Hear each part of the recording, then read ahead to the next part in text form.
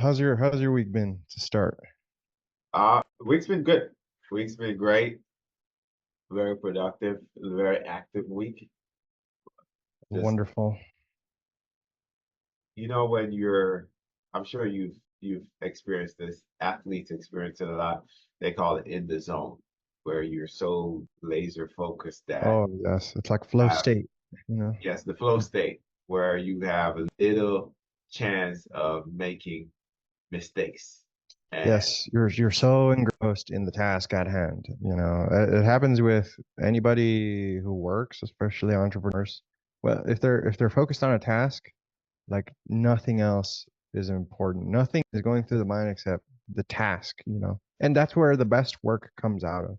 When you're in flow state, when the world doesn't exist except for the task at hand, you're so focused, you're so engrossed, and you're enjoying every second of it. Like like nothing else comes into your mind, you know, and it's just you and the task.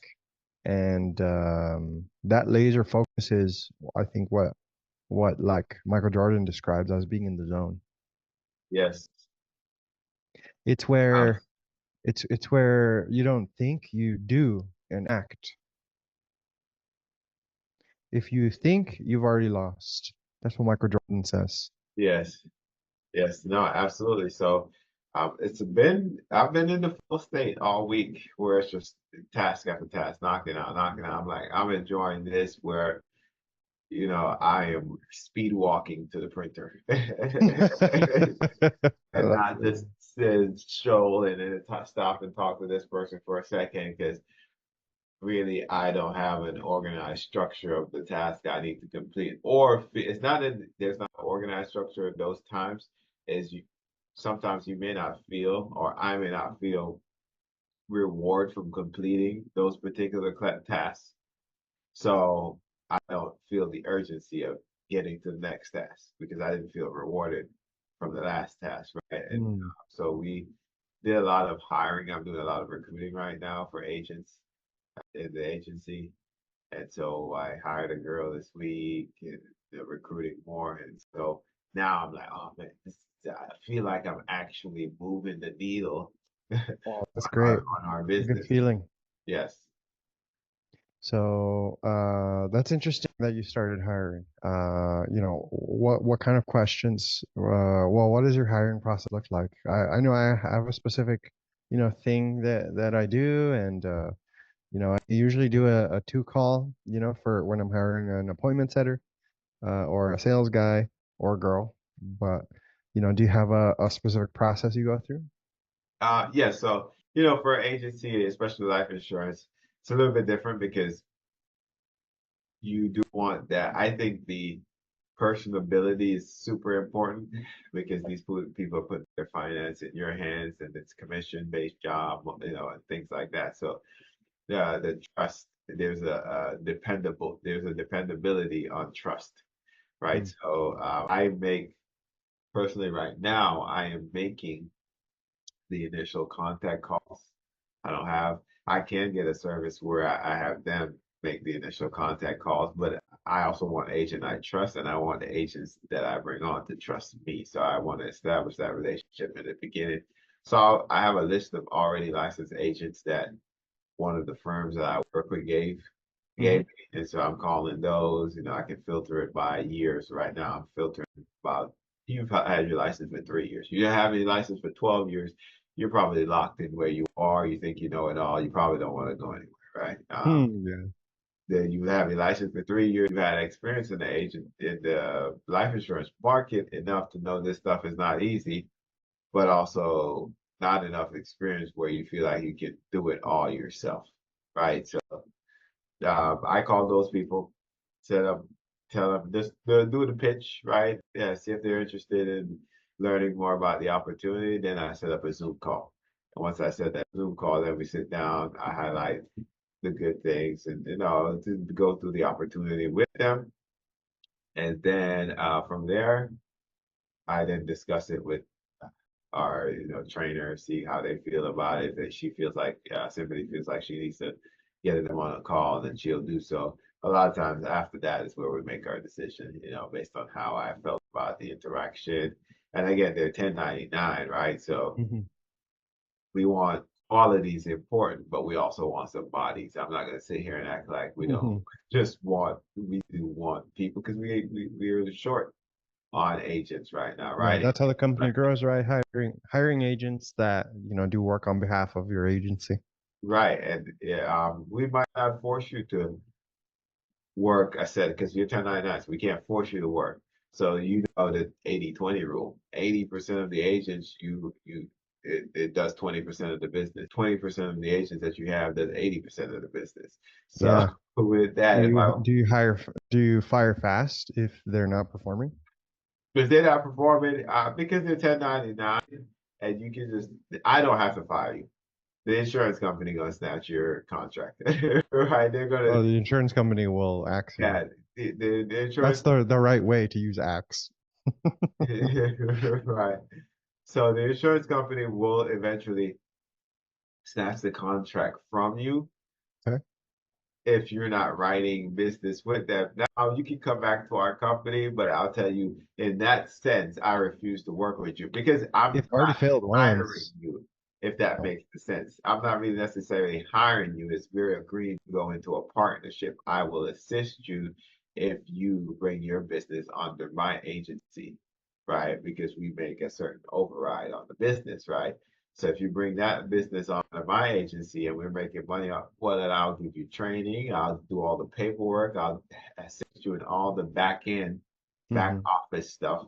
Well, all you got to do is focus on writing business. But if you're not holding up your end of the bargain, I'm not doing any of that stuff for you, and I'll refuse to let you be contracted under our company eventually. Yeah. Nice. Do you have a good onboarding process? Because, if you don't, a lot of companies, the studies show that if you don't have a proper onboarding, then people aren't likely to, work hard, do their best, and feel Right. like there's a future within your company. No, I So think what does your onboarding look like? it needs it could use some work. I mean, I don't think yeah, onboarding and growth was not our main focus when we first started. It was just like switching over our clients and getting everybody. And then the team that we started with was already onboarding at our prior company, so it was pretty easy. Hey, watch these couple of videos. Let me help you out on how to use this new website. That's it. Everything else you've already learned how to write policy, like all those things you've already learned. So we didn't need onboarding, and I didn't look to hire anybody after that point, really, until we started generating revenue where I didn't have to generate the revenue myself, if that makes sense, right? I didn't have to sit with clients and write business and talk to them about their life insurance.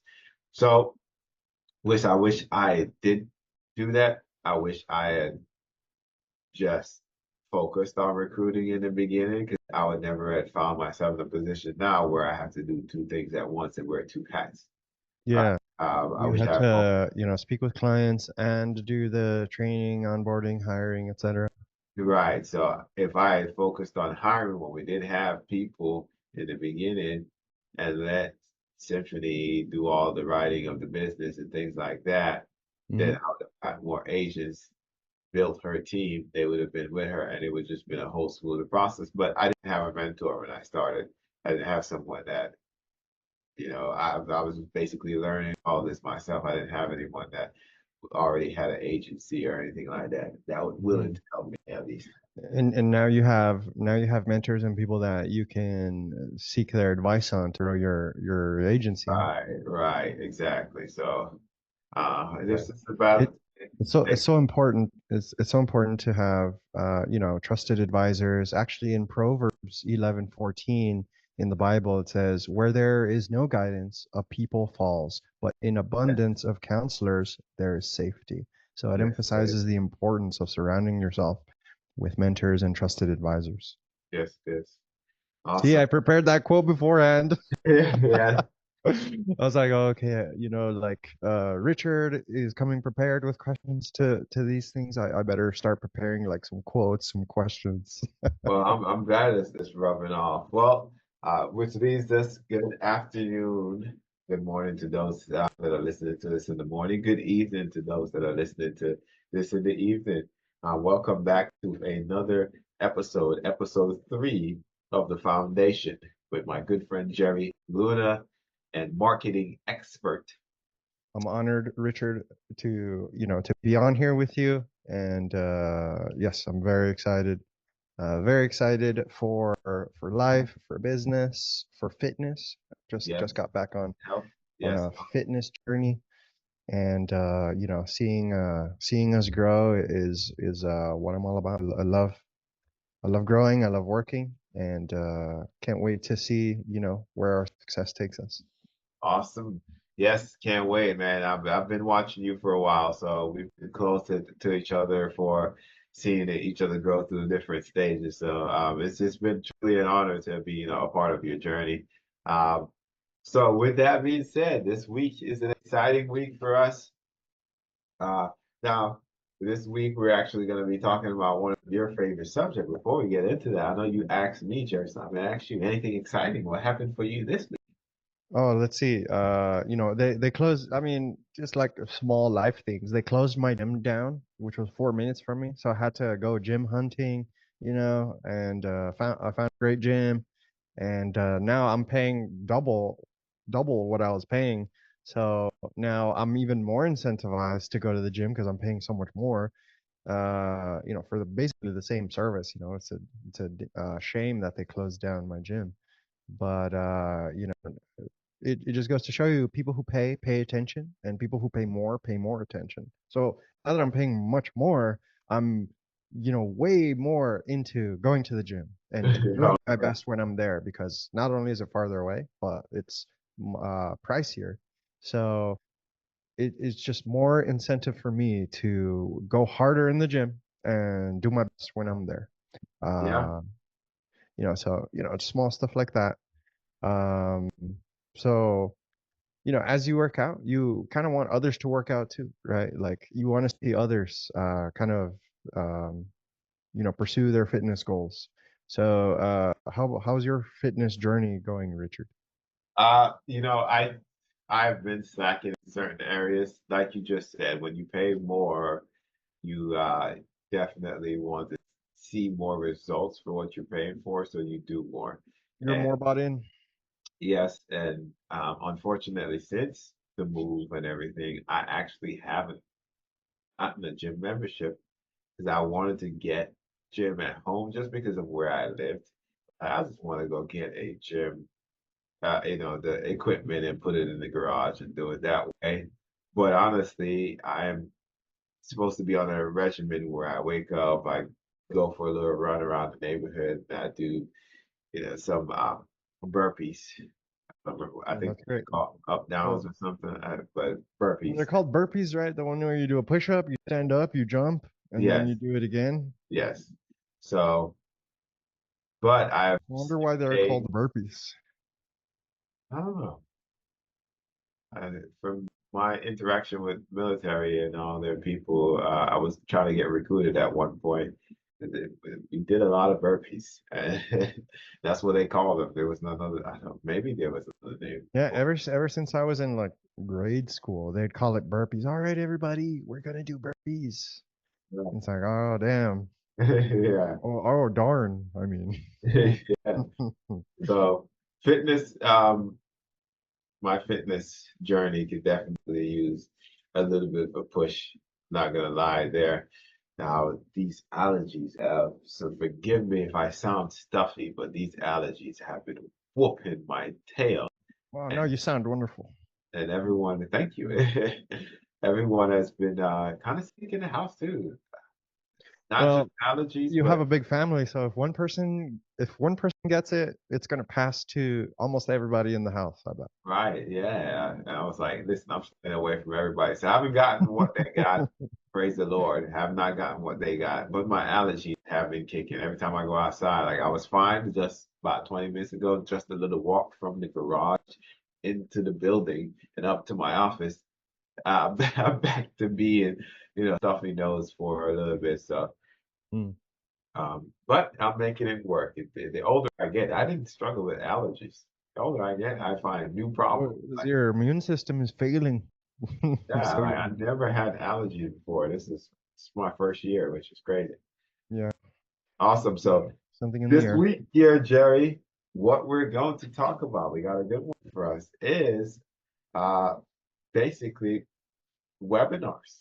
As Webinars. Oh my gosh, how I'm a big important fan of webinars. webinars are to your organization as a marketing person, doing some kind of repetitive presentation, whether it Sales be a presentation. live sales pitch, whether it be a live webinar, meaning you give this live, a pre-recorded webinar, or in a sense, webinar means on the web, but let's say you go to a live event and you're doing this in person and maybe record it and put it up, whatever the case may be.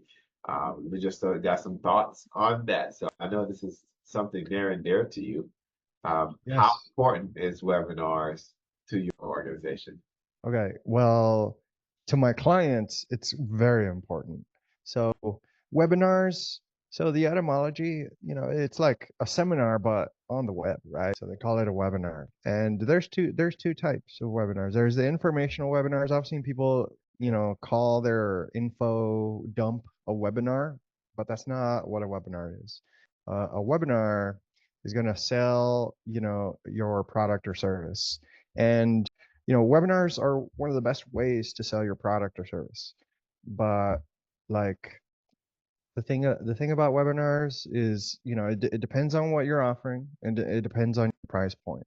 And ultimately, a webinar is an optimal selling system. So every business has one way that they prefer to get ideal customers. So, they talk about this in the book Ready, Fire, Aim, having an optimal selling system. That optimal selling system could be a webinar, or it could be knocking on doors, or it could be mailers, or it could be a video sales letter. So a webinar is one of those things that allows you to decrease the time that a stranger turns into a paying client. And because they spend so much time with you, they're likely to purchase at the end. So a lot of my clients, they have a service, they have like an info product, they have a coaching program, they have something that they're trying to sell. And it's up to either the marketer or the business owner to figure out the best way to sell that thing. And for a lot of cases, a webinar is the perfect thing to sell, to sell that product or service. So, Okay. big fan of And webinars. I've written so many webinars and I've generated, at least tens of thousands of dollars, if not hundreds of thousands of dollars for my clients using webinars. Um, and I could go deeper into, what makes a good webinar, but what it is it's a way to sell your product or service in a streamlined, repeatable fashion. Does that make sense? yeah, absolutely. Now let me ask you, You want to ask me? No, don't ask me. let me ask you, did I say it right that time? Oh yeah, totally. Yeah, okay, let me ask you, uh, how would I, for those service, because I am a service-based personality in the life insurance brokerage financial advising firm. We are primarily service and not products. Is there opportunity to do things like a master course or a class or something of that nature, a coaching program? Sure. But mainly how we make our living is offering the service of taking care of accounts or providing life insurance and things like that to our clients. So for service-based industries that are just offering a done for you type of service, how should they approach a webinar? What are some of the key things you think would help them out to know when deciding is a webinar right for me and what do I do? Yeah, great question. So, whether you're going to do a webinar for service-based business or it actually works better for services, from what I've seen. If you're selling a physical product, a webinar wouldn't be something that I'd recommend to you. The reason being, like, services. Okay, so let's say you have a service-based business, and you're trying to get more business, right? And you say to yourself, okay, I'm going to do a webinar. First, ask yourself, okay, what's my price point? The reason is because Well, the second question or the first ask yourself, what's my price point? Second of all, ask yourself, where am I going to get the traffic? So the traffic piece is important because if you're selling a service that's, $300 and below, if you're selling a service that's free and maybe you monetize somewhere else, like if you're going to be advertising, you're essentially going to be paying for eyeballs, right? You're going to be paying for people to show up to your webinar. So the unit economics have to make sense because if you're paying for people to show, and your conversion rate is going to be, let's say 8% because you're very new to webinars, then you're paying for somebody to show, and then you're paying and then at the end of the funnel, you're going to only have a certain percentage actually close on the webinar. And if you've never done a webinar, then your conversion rate is probably going to be really bad. There's a Right. lot of moving pieces to a webinar. There's So, historically, it's better to start advertising your webinar on a Monday, and then, you do the webinar on Thursday, so you do 4 days of advertising, and then you do the webinar, you do the pitch, and then Friday, Saturday, Sunday, you do the repitch and the email reminders and the SMS to get people to buy your product or service or book a call. The call to action can be, either buy now or it can be book a call with my sales team. So Okay. if you think if you're a product owner like let's say you're saying selling a service that's let's say $5,000. First of all, that's a great unit economics because usually one like a lot of times you could just make one sale to have the webinar be profitable. But the thing is too is whenever you craft a webinar, it has to be specific. It has to, first of all, solve a problem, and it has to appeal to a cold audience. If you don't have an audience, then you're going to need to, like, let's say if you don't have a big following on Instagram, on Facebook, if you can't get organic traffic to your webinar, you're going to have to pay for ads, right? Right. So if that's the case for you and you've never done a webinar, it could be quite the mountain to actually get over because a lot of psychology goes into a webinar. So there's always one thing that you have to convince, like if you can convince the watcher of this one thing, then all objections become irrelevant. So for example, in Russell Brunson's case, the one thing he's trying to get you to realize on the webinar is that funnels are the best way to grow your business. So Mhm. if he can convince you that funnels are the only way to grow your business online, then everything else becomes irrelevant and then people will buy.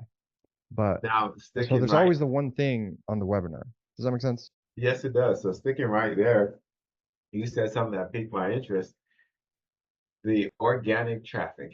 Let's say we're a new entrepreneur. We just started. We see the importance of webinars, but we do not want to. We don't have the funds, the equity to spend on driving traffic to our webinar. So how would we go about organically, basically bringing traffic to our webinar on an organic basis? And is does that work? Yeah, I've done a webinar with zero paid traffic. It was all organic, and what we did is we would send emails to anybody who's ever booked a call with us. So let's say you have an email list of, let's say, 200 people. You start promoting it wherever you can. So Right, like for example, your Facebook friends list. You post on there, and you send emails to if you have an email list. Let's say you're part of Facebook groups that are, let's say, insurance based or whatever your niche is. You start posting in there. Hey, I'm doing a free webinar on how to grow on how to grow your life insurance agency in 30 days. Here and you use ChatGPT to write good copy. So basically, you just start promoting on the internet. You post on Facebook, you post on Instagram, you post on LinkedIn, wherever you feel like you have friends or you have, an audience or followers, you go hard on organic. You can even DM people. This is something that I've done too. So one time for a client, we didn't have an ad budget, but my client had like 5,000 friends, like 4,800 because the limit is 5K. So, we used a software to start sending messages to all his friends, and it said, "Hey, doing a free webinar on how to grow your real estate investing business in the next 30 days and how to close your first deal in 90, you know, and basically we pitch them and send them the link to the opt-in page, and we just promoted that, and we generated 25K in sales just from organic posting. So it can work. It's just easier to put to set aside a certain amount of ad spend to get fresh eyeballs. But the thing is, these cold eyeballs, like if you're running cold traffic, you're it's an uphill battle. If people already know, like, and trust you from your friends list, from your LinkedIn group, Mhm. from Facebook groups, if you already have some social capital there, those are kind of warmer audiences that you can pitch. Hey, do you want to come to my webinar? I'm going to teach people how to run YouTube ads, how to launch YouTube ads in 7 days, even if you don't have any money to invest on XYZ. Then it's like, oh, okay, I'd love to learn about that. So if if you don't have a budget, go organic. And you all you do is you post, you send emails, you message people, and it's a lot of groundwork. It's labor intensive, but you'd still run a profitable webinar, and that's a part of that's half the battle, right? It's like getting people to show up to your webinar. Does that make Now, sense? So you can yes, do it it for does. free. Yes, it does. Absolutely. And then speaking of sending emails, give an estimate, what are some of the larger numbers that you've seen when it comes to someone running an organic webinar? How many people are they sending emails out to? I mean, I know they can be small, but If on you the don't have, but large, every client is different. Some clients have a 5,000 email list. Other clients have and, like and, a and 200-person email list. is there a ratio that you've seen turn out? I mean, of course, the email content, the way your pitch has to, we know that your pitch has to be, at a certain level, the pitch has to gravitate, right? So we know those numbers are skewed based on the content in the email.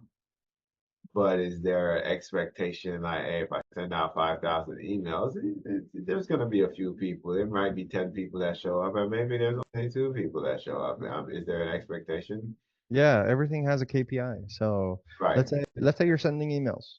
Let's say you're sending emails to like a warm list, right? Like maybe you send an email here and there. But like if we're talking about open rates for emails, a good open rate is between 30 and 40%. I've even seen some bad email rates at around 20%. But like whenever you send an email to a niche email list, like let's say I'm selling coaching on landscaping business coaching, right? And you have an email list of 200 people. But if those 200 people are landscapers and you're selling something very valuable to them, like, hey, how to get 10 new landscaping clients in 7 days, like that's an email that people will open, right? So your email open rate might be really high. Now, that's open rate. But another KPI is your landing page conversion rate. Let's say you take them to a landing page that says, "Hey, are you attention landscapers, learn how to sign up 20 new landscaper clients in 7 days. Give me your name, phone, and email." So a landing page like that, you want to aim for around 15% minimum landing page conversion rate. So every step of the funnel has its own KPI, which is key performance indicator. Correct. If you're going organic and just sending emails, keep an eye out on your open rates. If you have trash open rates, then it's not going to be that great, right? But and another thing is going to be your landing page conversion rate. How good is my landing page? Is it actually catching the attention of my ideal client, right? Right. Like it could be that you're sending emails to your friends. Your friends aren't landscapers. They're not going to opt into landscaping webinar, right? So your landing page conversion rate might be trash, but you don't want people that aren't landscapers on your webinar anyway. So it really depends, like it goes I go off of a case by case basis. Not every client is going to have like a big fat email list that we can leverage. In which case, I always recommend spending, spending like having a small budget for ads at least, so we can test and validate the funnel. If we validate the funnel, we validate the offer, then we know what we can change and improve on the webinar. If we have a certain amount of people on the webinar, but we only have like a tiny amount of buyers, there's a conversion rate that we want to aim for. If our conversion rate is let's say under 5%, under 8%, then the webinar was trash and we need to redo the webinar, and we need to, re-look at like why aren't converting. So every step of the funnel has its own calculation, has its own, KPI that we're looking at. And if it's under KPI, then we know that that part of the funnel is broken. Does that make sense? Yeah, absolutely. So now with that, of course, we talked about how important it is for small businesses, some of the things they can do, the where to get eyes to see the webinar and things like that. Now, how one of the things that someone said, okay, Jerry, Rich, that sounds great.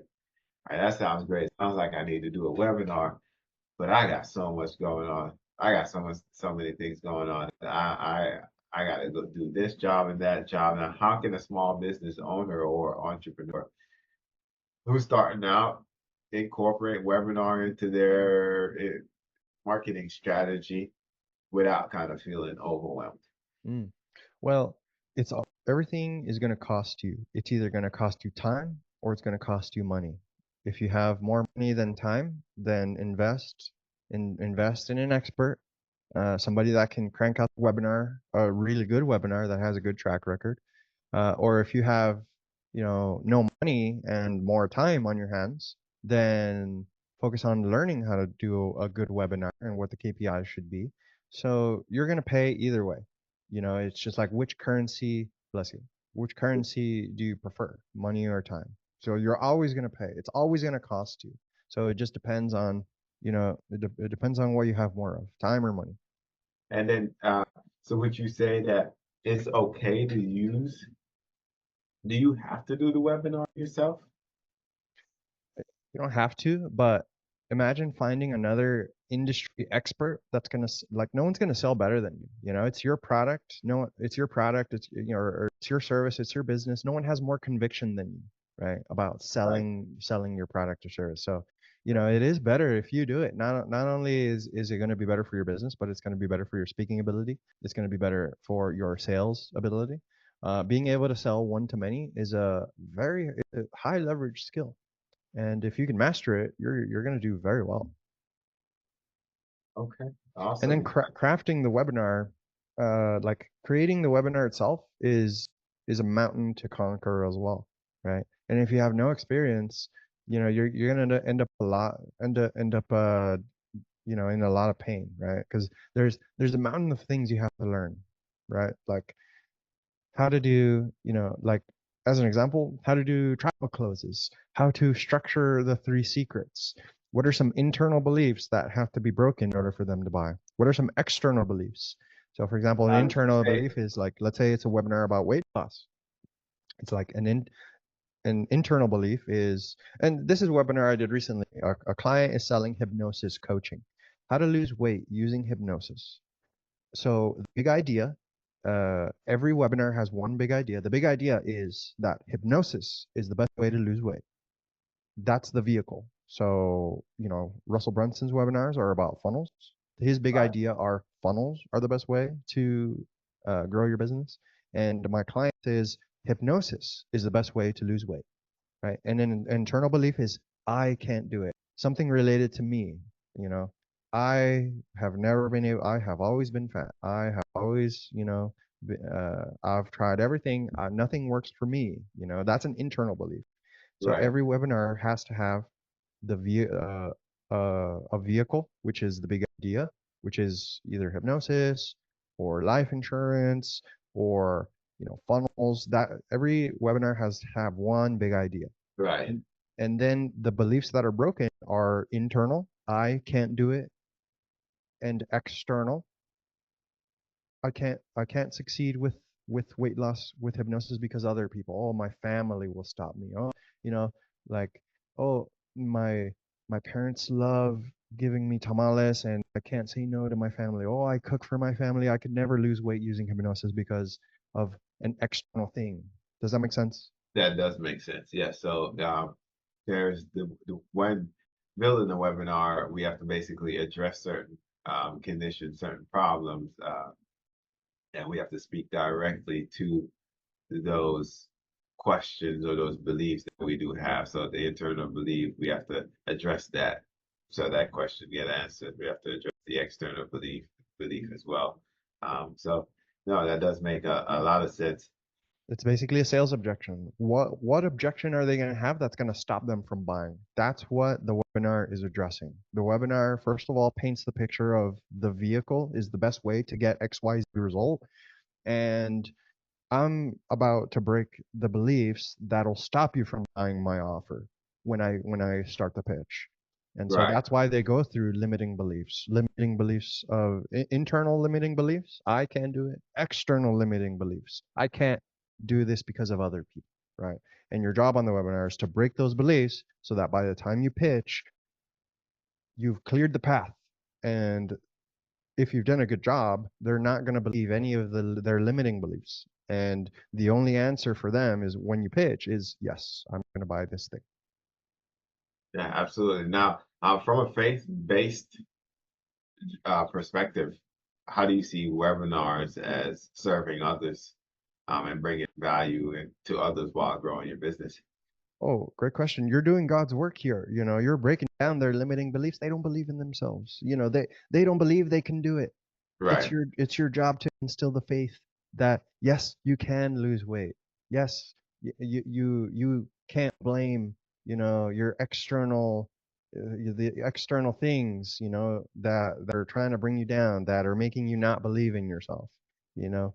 So you're doing, if you truly believe in your product, then you're doing them a disservice by not selling it to them, right? If your product is helping people, if you're giving them financial stability if you're selling insurance, if you're helping them lose weight, but they don't believe in themselves, they have these demons that that are weighing on them, that, oh, I can't do this because of XYZ. Oh, I can't do this because of other thing. If you truly believe your product helps them and solves a problem and helps their life and adds to their life, then how is it godly to not sell it to them? Yeah. Yeah. No, absolutely. Well, so we can talk about the importance of webinar. We understand as entrepreneurs how important webinars is. And now I seen something that said webinars, a business that does webinar generates about 2 to 3 times more leads. Would It's you so think true. So that's true. true? No, not just that, but it scoops up people like even in the agency space. My mentors recommend doing at least minimum one webinar per month to to your whole audience, because like you throughout the course of a month, an advertising agency has sales calls throughout the month, and not everybody's going to buy, like, for those that don't buy, or for those that opt into your free lead magnet, for those that opt into your video sales letter but don't buy or don't book a call for whatever reason, there's tons of those. Lots of people get left behind. But if you do a webinar, at least once a month, then what ends up happening is those people that were kind of interested, but maybe they didn't show up to their sales call, maybe they, something happened and they just, like, it stopped being a priority. And if you're pitching a webinar through the email, like, hey, we're doing a free webinar on how to launch YouTube ads in 7 days. We're doing it on this time. Come sign up. So you're gonna scoop up some sales just from people, that were kind of interested, that were left behind. You know, um, but not here's the thing, not every product or service is gonna do great with a webinar. If you're selling fidget spinners, don't do a webinar. It doesn't make sense. If you're selling like couches, I don't think a webinar makes sense. If you're like, not every service is going to benefit from a webinar. Does that make sense? That does. Especially if you're paying for ads and your let's say your service is, I don't know, $300, like you that's why one of the things I mentioned was take a look at your price point. Does your price point actually make sense for the unit economics of a webinar, right? Like you're going through an hour and a half presentation, and if you're selling like like Obviously, we deal with not yeah, everything is like yeah. No, I it's up to understand. the business to Yeah, figure out I like what's definitely. my optimal selling system. Is it going to be a webinar or is it going to be like door knocking, right? Yeah, no, absolutely, and I agree. So, in the insurance industry, with there is they do insurance stands. It doesn't change a lot. Like the methods of delivery of selling doesn't change as often as I think it should. But so for a service like insurance agent looking to utilize webinars, because obviously we deal we have a lot of insurance agencies and agent viewers. But for an insurance agent doing webinars, they're selling a product, right? It's a service, but the service is not what is monetized. The product that they're providing through the carrier or whatever, that is where the monetization comes in. So I'm my what I would assume the webinar is to show you that life insurance could be used for XYZ, right? That's Yeah, obvious. life insurance is if you're Retire, doing retire with life insurance, right? yeah, or how to retire in your 30s, Right. using life insurance, right? Like it has to have a good angle, and remember, it has to have one big idea, right? Like, and it's up to the marketer or the business owner to figure out what that one big idea is. That if I can convince you that life insurance is the only way to get XYZ result, then that's the big idea, right? Then they're going to buy the life insurance. But it's up to the marketer or the business owner to figure out what that one big idea is. They call it the big domino. Right. And then so now when I go to make the pitch, would I be offering to pitch that product and try to make a sale at the end of the webinar or book a call with us? Have you seen webinars that are successful webinars where it's just at the end, okay, now if all this makes sense and you want to learn some more about whatever the pitch is, book a call, right? Let's talk one on one. Is that a really successful approach, or do you just pitch the product and It's very successful, but it also depends on the price point. So what I've seen is if it's on the higher end of high ticket, then it's book a call.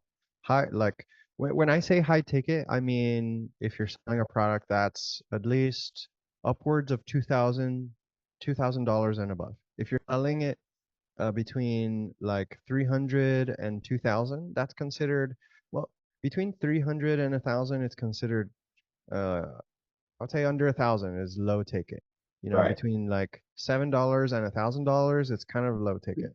right, Then between like 1,000 and 5,000 is considered like, like middle ticket, mid ticket. And then high ticket is going to be like, like 5K and above, 5 to 10K. okay, That's, right, so right, right, it really depends. But those are like low. The conversion rates on webinars don't actually change between the price point of $300 and $1,000. It doesn't change. So what I always recommend for webinars is just you might as well sell the high ticket because you're going to get the same conversion rate if you're selling a $300 product as if you're selling $1,000 product. Now, if if your thing is high ticket, which is like let's say it's $2,000 and above, I always recommend, the call to action should be book a call. If you're selling like a $5,000 thing, it's pretty standard. $5,000 on a webinar, book a call. And you don't have to drop the price on the webinar. The call to action could just be book a call. If it's $1,000 thing, you could just have a link that says, "Okay, buy now. Oh, we just got Richard buying," et cetera, et cetera. Right. So if it's a complex custom thing, let's say, you know, let's say it's life insurance, but like not everybody qualifies, right? Like you push them to book a call. It depends on the product or service. It's on a case by case basis. There's no right, hard right, and fast rule here, but if it's higher ticket, book a call. If it's lower ticket, you can just have them, click the link and buy now. right, right, right. So not all it's not a cookie cutter thing. It depends on the business, right? It depends on the price point. But if it's high, a general rule is if it's higher ticket, book a call. If it's lower ticket, like an impulse buy, or if it's $1,000 and below, you can honestly just have them buy now. Click the link below, and then as soon as they buy, they have an onboarding call, let's say. But if usually like if you're selling coaching, coaching is usually around 5K, to be honest. Like that's like the industry has pretty much streamlined their price points into, 5K is pretty standard because the conversion rate's not even going to change that much between 3,000 and 5,000, right? Mm. Like the conversion rate, like if you have 100 calls and you do a test of $3,000 and $5,000, it's not going to change. Actually, people will still Right, convert at 15% or 20%. So you might as well sell the upper end of 5,000. You might as well sell 5,000 because people are still going to buy at the same rate if you're selling it at 4,000, right? right. Absolutely. Awesome. Well, now so speaking on webinars, now what are the if I could just leave with two things. I'm an entrepreneur. I hear you, Jerry. I see the importance. What are two things I could start implementing right now? Uh, if the entrepreneur wants to do a webinar, you're saying Yeah, if like I want to do a they're webinar, committed I've to do a never done a webinar. webinar before. What are two takeaways from this that I can start implementing right now to make sure I have a successful webinar? If you've never done a webinar before and you're committed to doing one, the first thing that I would do is I'd watch other people do webinars.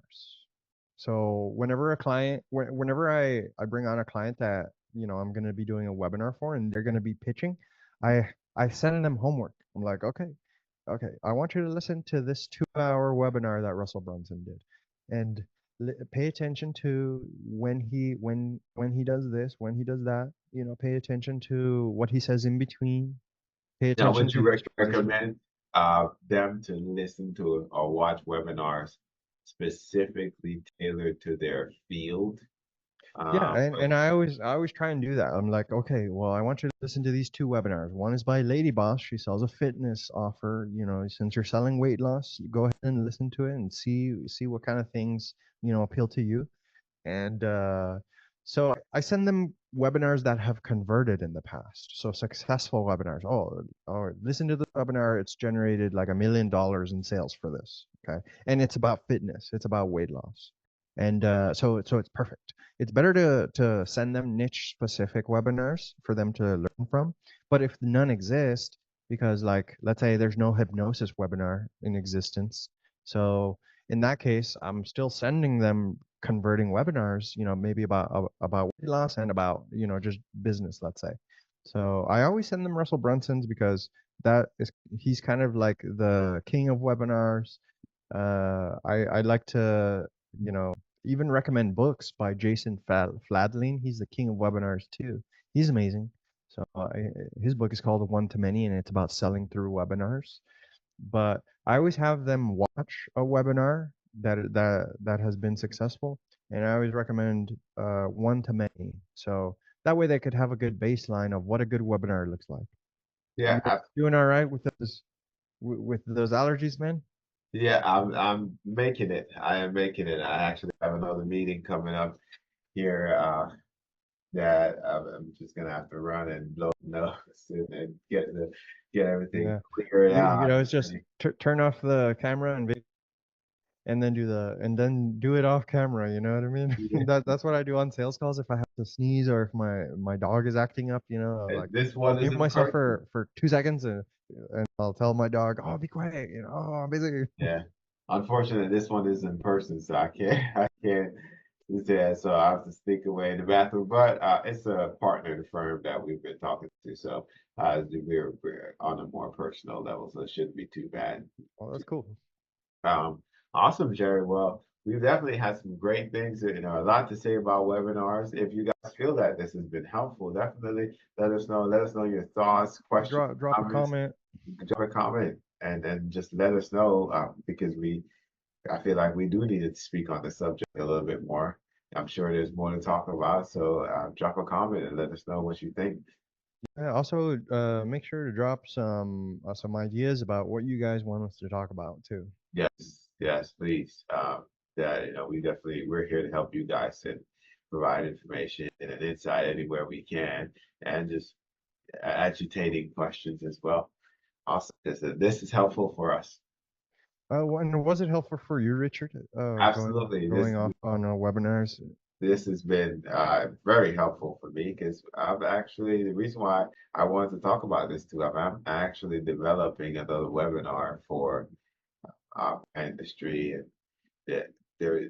I used to do a recruiting webinar. Now I want to do something client focused, Oh, but that's deal with a wonderful. lot of B2C. There's a lot of B2B as well, so I don't think it necessarily matters on the B2B, B2C type of client, but more so, again, we're not selling a product, so it definitely has been helpful to just understand how service-based webinars are designed and the kind of some of those intricate focus, the things to focus on. Wonderful. My Fathom has just let me know that I spoke for 60%, 60% of the call. So, so on sales calls, it should be under 40%, by the way. So, I know. but this Yeah. isn't a sales call, so that's why I guess I'm okay with having a higher than normal speaking time. Yeah, and I use it as well. So I'm also trying to make sure we are dialoguing and basically sharing. You speak, I speak. But you definitely have journey. You're a marketing expert, so you definitely have something I can tell you're passionate about. You had a lot to say about webinars, and I'm sure that I got more questions for you. I don't think this time is that could cover all the questions I have and get all the answers I have. So but I hope this has been very educational and for our audience, right? I definitely hope and I think they will get a lot out of this, as I got a lot out of this. All right. Well, Awesome. I'm glad. I hope I was cogent enough to, explain the concepts of webinars and I hope that people got value out of it. I'm glad you did. And I know you're a busy guy. So I always appreciate you, Richard. Thank you so much. What do you say about wrapping it up? Yes, sir. So again, guys, thank you so much for listening. Till next week. We'll catch you next time on the foundation. Thanks, guys. All right. Peace.